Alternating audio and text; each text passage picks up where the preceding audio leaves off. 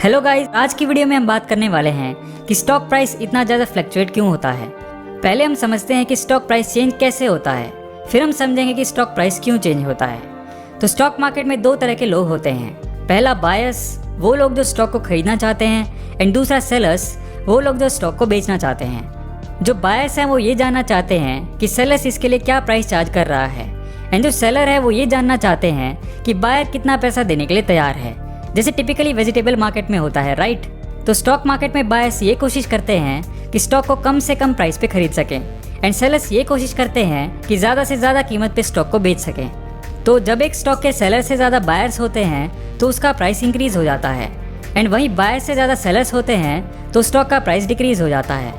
मतलब logic simple है, investors ज़्यादा स्टॉक खरीदते हैं तो उसकी डिमांड बढ़ती है और इसलिए उसका प्राइस भी बढ़ता है, एंड जब इन्वेस्टर्स ज़्यादा स्टॉक बेचते हैं तो उसकी सप्लाई बढ़ जाती है एंड प्राइस गिरने लगता है। तो ये तो हमने समझ लिया कि स्टॉक प्राइस फ्लक्चुएट कैसे होता है, लेकिन ऐसा क्यों होता है, यानी मेन रीज़न क्या है जो इन फ्लक्चुएशंस के लिए रिस्पॉन्सिबल होता है।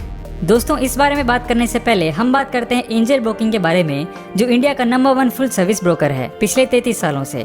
और मैं एंजल ब्रोकिंग के बारे में इसलिए बोल रहा हूँ क्योंकि अगर आपको अभी घर बैठे फ्री में डीमैट अकाउंट ओपन कराना है सिर्फ कुछ मिनटों में, तो नीचे डिस्क्रिप्शन में दिए गए लिंक पे क्लिक करके आप अपना फ्री डीमैट अकाउंट ओपन करा सकते हैं।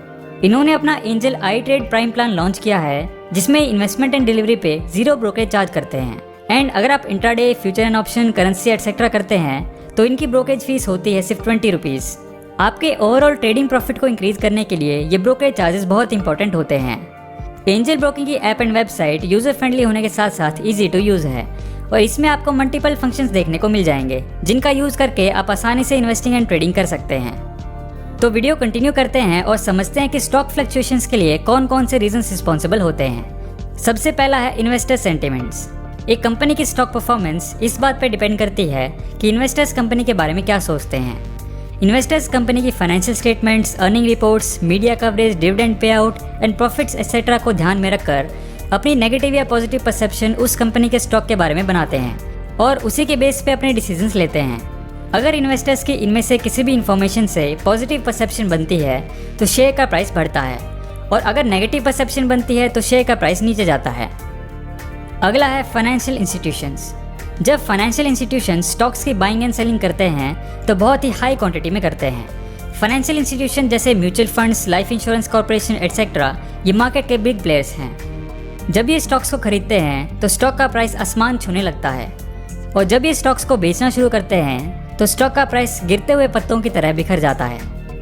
इसके अलावा Indian stock market foreign institutional investment से बहुत ज़्यादा प्रभावित होता है। फॉरेन इन्वेस्टमेंट से भी मार्केट में बहुत ज़्यादा उतार चढ़ाव आते हैं। Next is change in political and economic conditions. पहले बात करते हैं पॉलिटिकल कंडीशन की।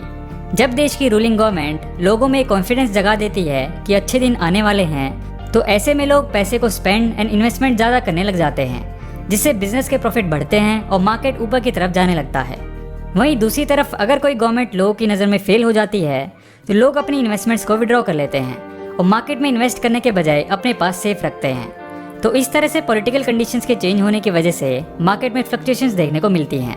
वहीं इकोनॉमिक कंडीशंस में मैक्रो इकोनॉमिक फैक्टर्स जैसे interest rates, inflation, unemployment and economic growth जैसी चीज़ें भी स्टॉक मार्केट फ्लक्चुएशंस का कारण बन सकती हैं। फॉर एग्जाम्पल, जब सेंट्रल बैंक यानी आरबीआई इन्फ्लेशन को कंट्रोल करने के लिए इंटरेस्ट रेट्स को हाई रखती है, इसका मतलब है बैंक्स को आरबीआई से लोन लेने के लिए हाई रेट्स पे करना पड़ेगा, जिससे कंज्यूमर को कमर्शियल बैंक से लोन लेने के लिए हाई रेट्स पे करना पड़ेगा।